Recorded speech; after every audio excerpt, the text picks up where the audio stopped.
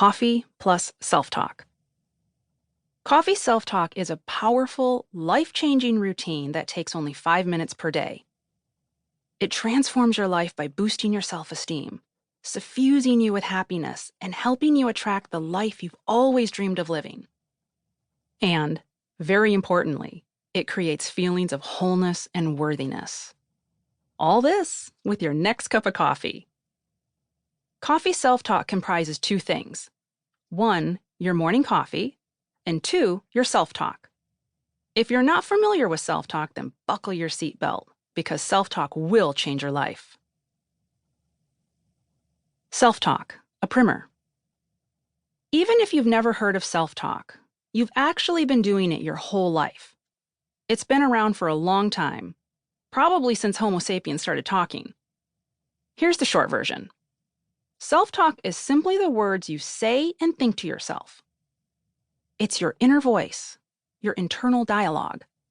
Sometimes it's spoken, sometimes it's silent. Sometimes you're aware of it. Usually you're not. Until you are. This book will help you with that. Self-talk is essentially the dialogue you run about yourself, the way you think about you, and the things you do. Your self-talk is the way you see yourself and refer to yourself. Do you think you're smart? Not smart? That's your self-talk. Do you think you're fortunate? Unfortunate? That's your self-talk.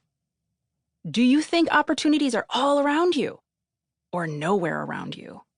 That's your self-talk. Do you think you're gorgeous? Not gorgeous? Talented? Not talented? That's all self-talk. As you can see, self-talk can be good or bad, helpful or dangerous. An affirmation, a statement that's said as though it's true, can be positive or negative.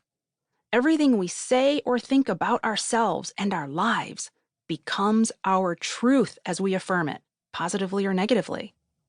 That is, our subconscious believes it, whether it's true or not. Therefore, we're going to start a process in which we tell our subconscious that the way we want to be is the way things already are. The subconscious doesn't judge. It just follows the instructions. It will do what you say. It's really that simple. But that doesn't mean it's easy for everyone. Most of us aren't used to being nice to ourselves. That's going to change by the end of this book. You're going to become your own BFF, and when you do, the magic starts and real transformation begins. While self-talk is ancient, it only started becoming known as self-talk in the 20th century.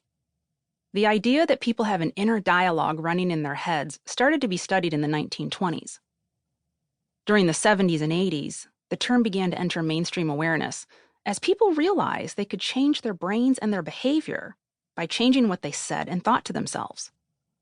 As a result, self-talk has become a popular tool in the self-help toolkit, particularly among high-performance individuals such as top executives, entrepreneurs, athletes, elite military units, and enthusiasts in the life hacker community. Millions of ordinary people have learned about self-talk too. In the mid-1980s, Dr. Kristen Helmstetter wrote a book called What to Say When You Talk to Yourself. It would go on to become a self-help classic, selling over 1 million copies in more than 60 languages. Self-talk became widely known as Dr. Helmstetter spent the next 30 years writing more books, speaking all over the world, and giving more than 1,000 media interviews, including 5 appearances on The Oprah Winfrey Show. Even for people who had never heard the term self-talk, the culture gradually shifted.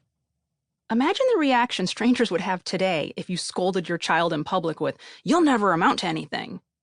It sounds so shocking to our modern ears that it's easy to forget that speech like that used to be commonplace. Nowadays, most parents know better. They know that such words can have powerful and lasting harmful effects.